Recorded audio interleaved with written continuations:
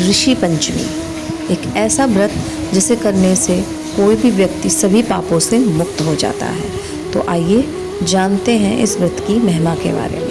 Hindu calendar के अनुसार ऋषि पंचमी भाद्रपद के महीने में शुक्ल पक्ष के 5वें दिन मनाई जाती है। यह त्यौहार गणेश चतुर्थी के अगले दिन ही मनाया जाता है। इस साल ऋषि पंचमी रविवार 8 सितंबर 2024 को पड़ेगी।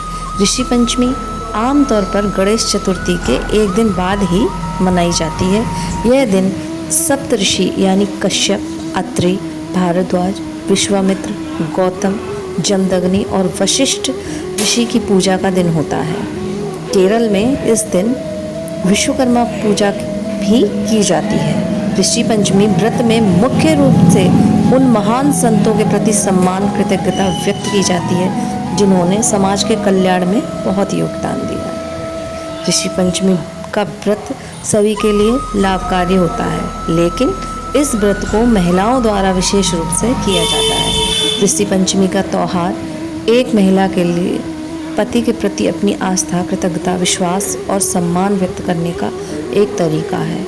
इस पर्व पर व्रत करने से अनजाने में किए गए सभी पापों का नाश हो जाता है। तो आइए जानिए इस त्यौहार के बारे में। महिलाओं को मासिक धर्म के समय धार्मिक गतिविधियों को करने या घरेलू कार्यों में शामिल होने से मना किया जाता है जब तक वे उस अवस्था में रहती हैं। यहाँ तक कि उन्हें पूजा पाठ से जुड़ी चीज़ों को छूने से भी मना किया जाता है। यदि किसी मजबूरी से या गलती से या अन्य कारणों से वे ऐसा कार्य कर लेती हैं तो वे रजस्वला दोष की भागी मानी जाती हैं। इस दोष से छुटकारा पाने के लिए महिलाएं ऋषि पंचमी का व्रत रखती हैं। ऋषि पंचमी को भाई पंचमी के नाम से भी जाना जाता है।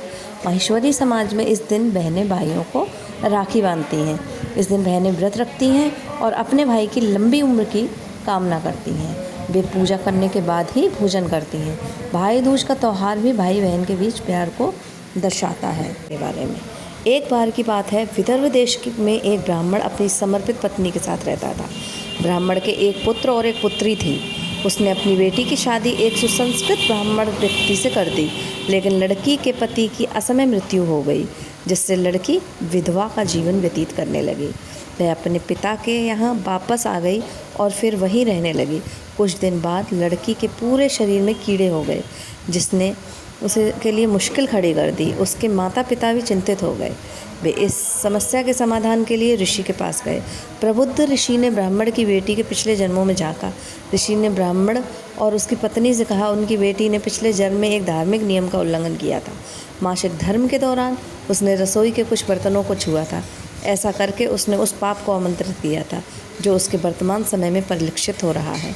पवित्र शास्त्रों में कहा गया है कि जो महिला मासिक धर्म में है उसे धार्मिक चीज़ों और बर्तनों को नहीं छूना चाहिए।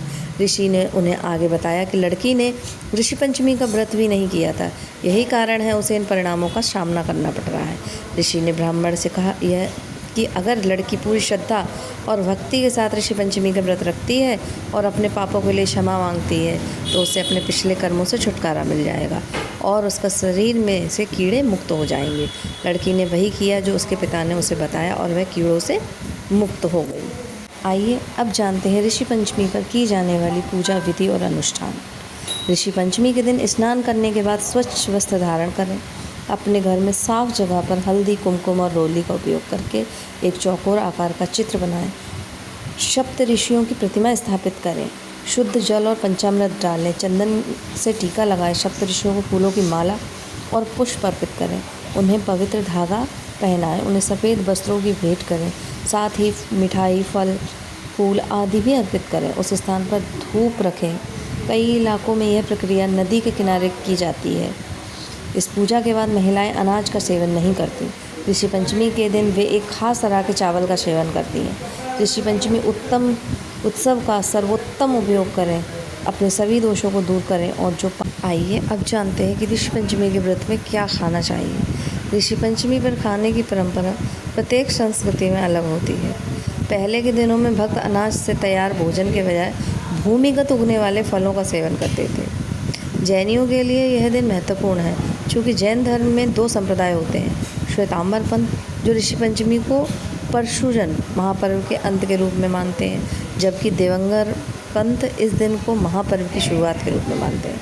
महाराष्ट्र में इस दिन एक विशेष भोजन पकाया जाता है जिसे ऋषि पंचमी भाजी के नाम से जाना जाता है। इसे मौसमी सब्जियों के साथ पकाया जाता है।